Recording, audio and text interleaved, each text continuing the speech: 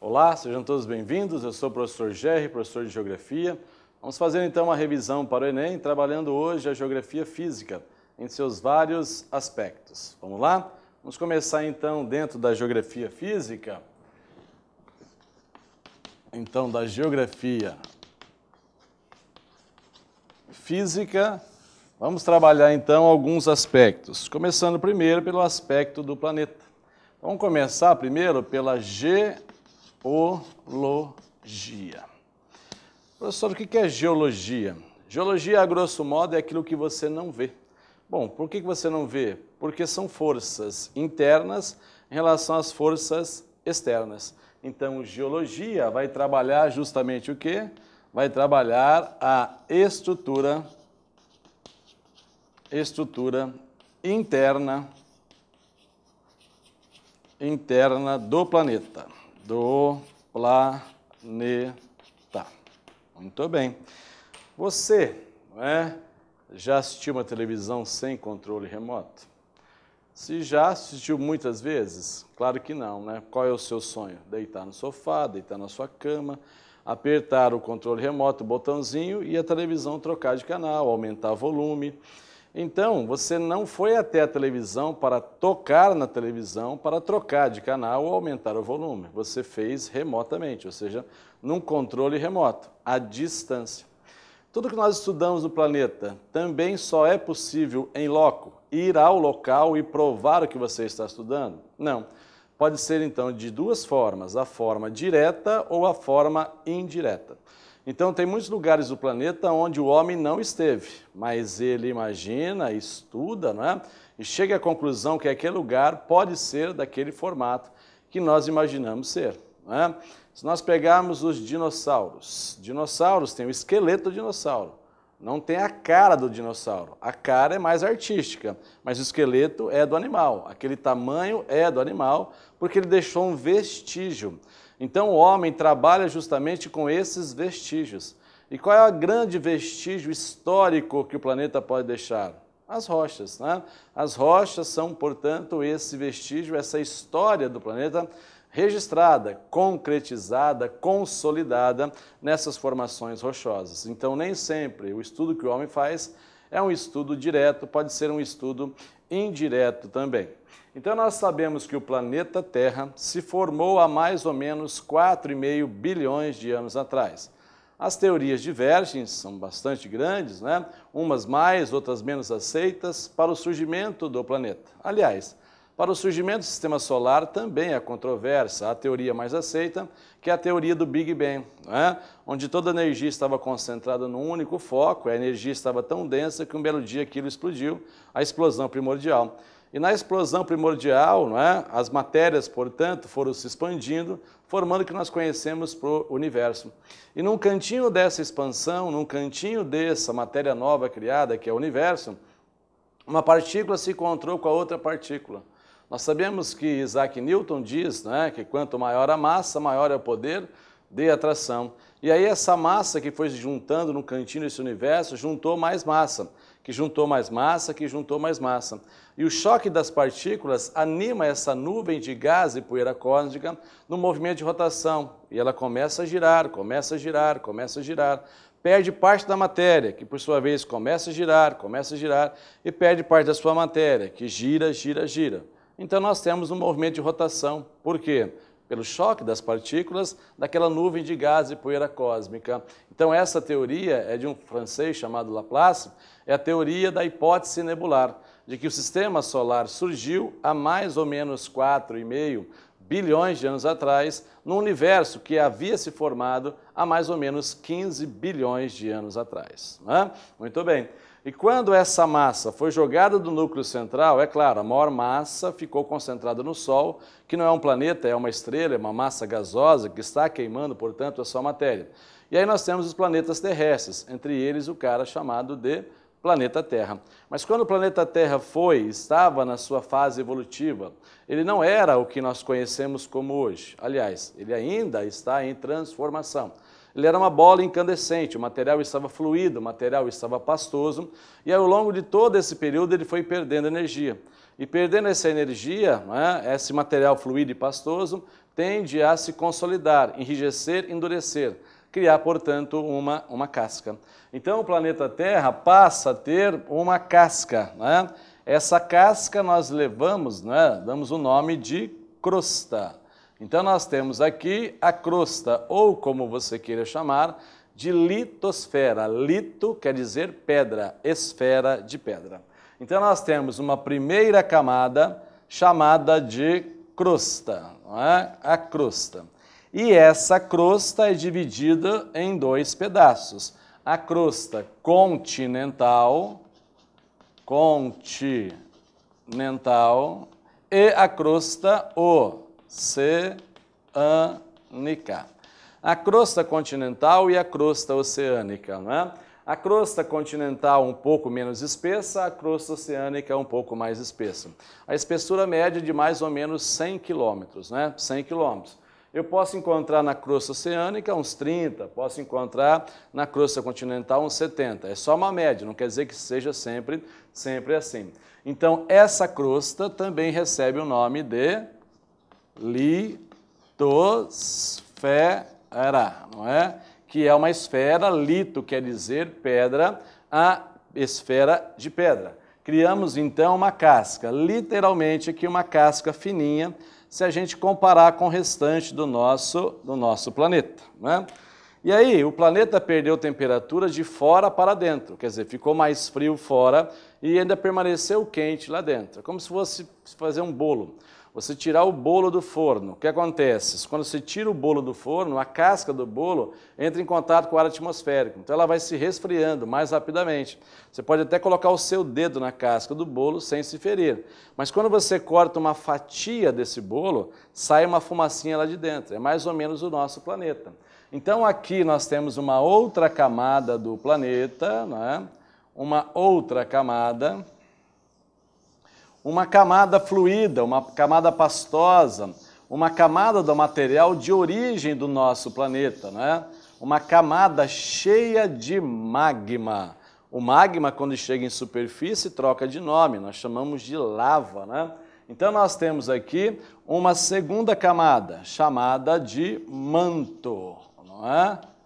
Do manto. Então nós temos aqui um material fluido, um material pastoso, aqui o material sólido, lito, pedra, o manto. Então o manto corresponde a boa parte desse planeta. A maior massa do planeta está na forma fluida, está na forma pastosa, né? Muito bem. E aqui dentro, bem aqui nessa parte central, nós temos o núcleo, né? O núcleo central, uma parte sólida, não é? Uma parte sólida. A professorinha lá da quinta série fez uma relação com vocês, né? E fez uma analogia do planeta Terra com o ovo, né?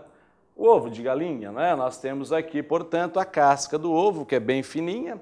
Nós temos a clara do ovo, que é essa maior parte, e nós temos a gema do ovo. É mais ou menos parecido, né? E aí nós temos um cara chamado de núcleo. O manto também se divide em manto interno, externo, núcleo interno, núcleo externo, manto superior, manto inferior, né? Mas não precisa fazer essa divisão agora não. Então nós temos aqui no planeta três partezinhas distintas: a crosta, o manto e o núcleo. Crosta, manto e núcleo é uma divisão física do planeta, né? Então nós fazemos aqui uma divisão física. A divisão física do planeta em três camadas: crosta, manto e núcleo, da superfície para o interior. Qual o lugar mais longe que o homem já esteve? O lugar mais longe que o homem já esteve foi a Lua, não é? Viagem tripulada, se me falha a memória, já 15 astronautas pisaram na Lua. Daqui na Lua são 384 mil quilômetros, 384 mil quilômetros. Saiba vocês que a Lua é o astro mais próximo da Terra, nosso satélite natural. E o homem, então, viajou 384 mil quilômetros. Leva quase uma semana para chegar lá. Se eu pegasse um veículo, eu não saberia o nome desse veículo, se eu pegasse um veículo e fizesse essa viagem, aqui, ó, da superfície até o núcleo central, qual é a distância que eu ia percorrer? Não mais do que 6.000 quilômetros. Então, o homem já foi a 384 mil, mas não fez essa viagem de 6.000. Por quê, professor? Pela temperatura elevadíssima que é aqui e pela pressão elevadíssima que é aqui também. Então, como é que ele sabe que tem tudo isso? Uso, portanto, estudos indiretos e não de forma direta. O homem talvez não vá concretizar o sonho de Júlio Verne, que é fazer a viagem ao centro da Terra. Então eu posso fazer uma prospecção, uma estimativa de como realmente deve ser essas 3 camadas no nosso planeta. Bom, eu também posso fazer uma divisão do planeta usando uma divisão não só meramente física, mas eu posso usar também uma divisão química, né? Então eu posso ter uma divisão química do planeta, divisão química, né? A divisão química do planeta, ou seja, o que compõe cada um desses elementos. Então nós podemos de novo pegar o planetinha, não é? Que é essa quase que uma bola aqui, não é? Na verdade é uma forma geóide, mas didaticamente nós colocamos na forma de um círculo. Então nós temos aqui o cara chamado de crosta, né? Mas a crosta vai se chamar de cial. Cial quer dizer os minerais mais abundantes, silício e alumínio, porque os mais leves ficaram boiando em superfície, né? Muito bem. Aí nós temos aqui o cara que é o manto, né? Nós temos aqui no manto, nós temos um cara chamado de cima. Cima é silício e magnésio, E nós temos aqui os minerais mais pesados que foram para o fundo, né? Formando o que nós chamamos de núcleo central, né? Chamamos de NIF, né? Então, quimicamente, nós dividimos entre cial, cima e NIF. Fisicamente, crosta, manto e núcleo. Então, tem 2 formas de você dividir o planeta e, novamente, essa divisão, essa constatação é uma forma indireta de estudar, entender, catalogar, analisar as formas do nosso planeta, a estrutura interna desse planeta. Muito bem. Bom, será que o planeta, quando se formou, criou essa casca única inteiriça? Não, ela criou vários pedaços. Esses pedaços nós chamamos de placas tectônicas, né? Então, nós temos aqui a disposição das placas tectônicas. Placas tectônicas, não é? As placas tectônicas. E nós sabemos que o homem, por essência, é curioso, uns mais do que os outros, né? E essa curiosidade é que eleva o homem ao padrão tecnológico que nós temos hoje. Mas nós sabemos que na sociedade, como nós estamos vivendo, contemporânea, não basta você falar, você deve provar aquilo que você está falando. E dessas placas tectônicas e da observação do nosso planeta, surgiram várias teorias. Uma teoria é a chamada teoria da deriva continental. A deriva continental. Essa teoria foi proposta pelo alemão Alfred Wegener, lá para mais ou menos 1916. Inclusive, ele escreveu um livro chamado A Origem dos Continentes. A Origem dos Continentes. Então, o que queria provar a teoria da deriva continental? Vamos primeiro lembrar do nome. O que significa uma deriva? O barco está à deriva. Quer dizer que ele está viajando sem rumo, sem destino. É mais ou menos como se fossem as placas. Estão rumando, estão viajando, sem rumo, sem destino. Então, para que ele pudesse provar a sua teoria, ele vai levantar algumas evidências. Bom, quais seriam evidências dessa sua teoria? Lembrando, que a teoria do Alfred Wegener propunha que o planeta, há milhões de anos atrás, fosse assim, ó. uma única e gigantesca massa sólida banhada por um imenso e grandioso oceano.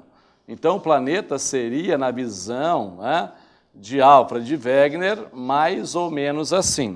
Aqui todo mundo sabe que essa porção única seria o Pangeia. Pangeia. Pan quer dizer todo, Geia quer dizer terra. Pangeia ou Pangeia, tanto faz, tá? E aqui nós temos um outro cara chamado de Pan-ta-la-sa. Quer dizer, todas as águas estariam juntas, não é? Então, Pan, todos, todos os mares. Pan, todos, todas as terras. Então, o planeta seria assim. E há mais ou menos alguns milhões de anos atrás, as placas começaram a migrar, começaram a se fragmentar, criando dois pedaços distintos, a Laurásia e o Gondwana. A Laurásia vai formar, portanto, não é, o hemisfério norte, e o Gondwana vai formar o hemisfério sul. Mas essa teoria tem que ser provada, então ele vai levantar algumas evidências. A primeira evidência é uma evidência geográfica. E qual é a observação simples que ele fez para levantar essa evidência geográfica?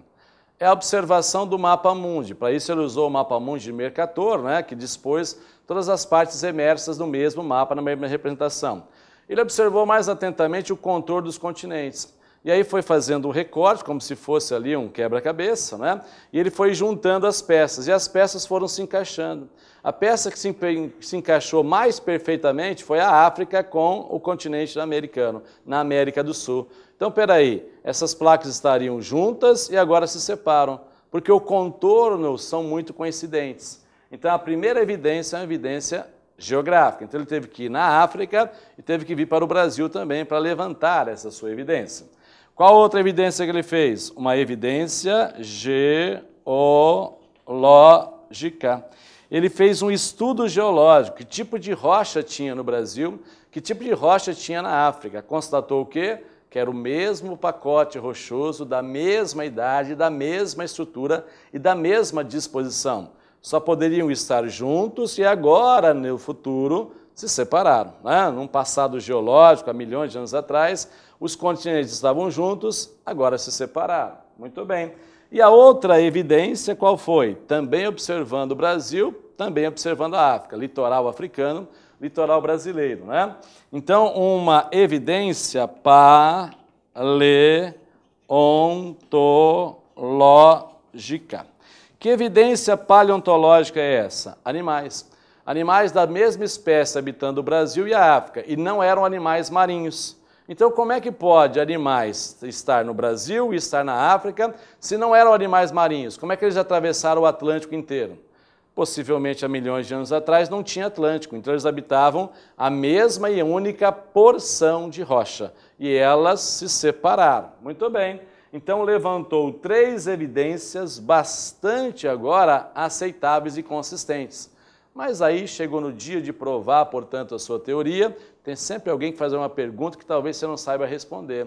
E um deles perguntaram, o Alfred Wegener, você fez uma teoria muito interessante, levantou, portanto, evidências muito consistentes, mas me diga, qual é a força capaz de mover placas tão grandes e tão pesadas a distâncias tão longas?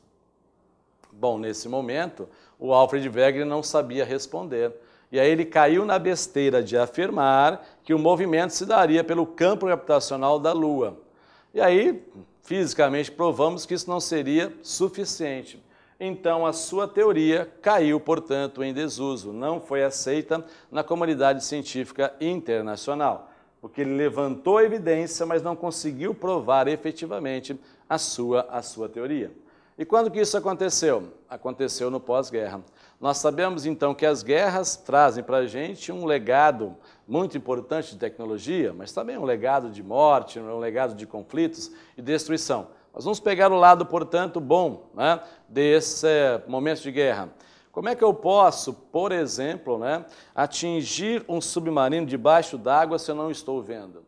Eu uso um sistema de sonar. Eu vou captar o cara no meu radar e, a partir da imagem do meu radar, eu vou lançar um míssil, né, para atingir o meu inimigo, ou seja, uma vantagem competitiva. Eu não estou te vendo, você não está me vendo, mas eu sei que você está lá. Eu lanço um foco de energia e espero a sua devolução. A mesma coisa aconteceu agora, né? Então vamos fazer um estudo com maior aprimoramento técnico para de fato levantar essa hipótese ou provar essa hipótese.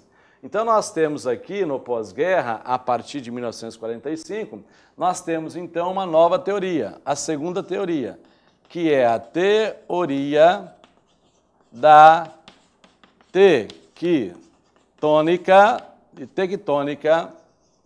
de placas. A teoria da tectônica de placas. Então, observe que eu mudei de nome, né?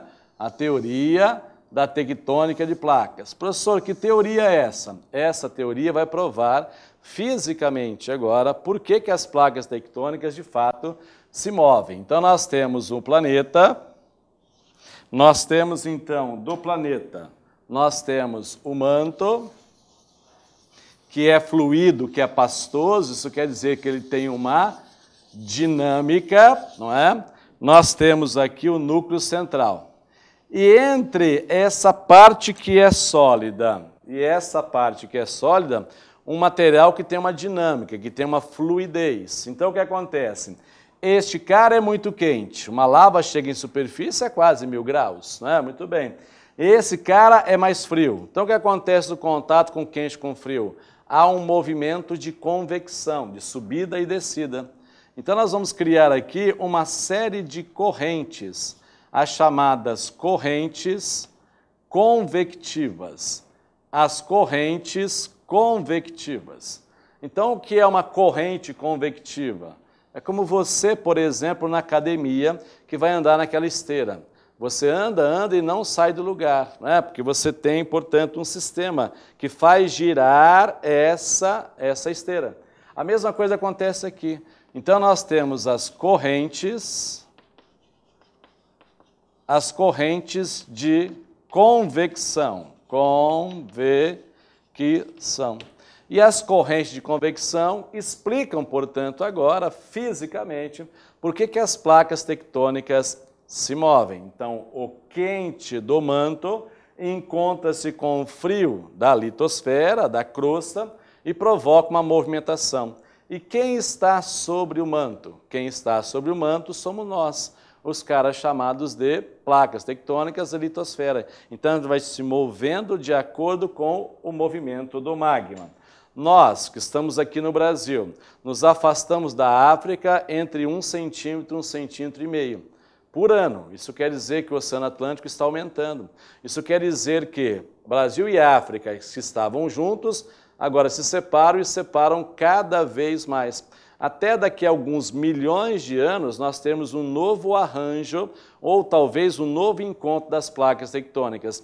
E aí toda a dinâmica da vida do planeta vai se alterar. Por isso que a gente tem um prazo de validade nessa Terra. A Terra talvez não tenha, mas a sociedade humana, sim, porque as condições que hoje permitem que o homem viva nesse planeta vão se perdendo naturalmente ao longo, portanto, dos seus centenas, milhares e milhões de anos. Aí nós temos uma outra camada importante aqui, ó.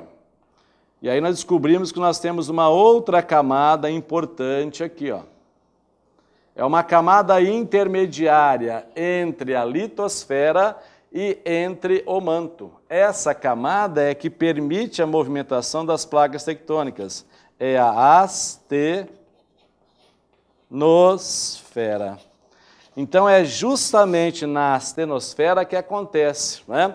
A passagem, então, ao deslizamento, a possibilidade da placa tectônica deslizar-se. Então, o magma se movimenta e a placa vai junto com ela. E é justamente a partir da astenosfera. Então, nós temos a crosta, a astenosfera, o manto e o núcleo. A partir dessa explicação, por que as placas tectônicas se movem? Então, qual seria a resposta?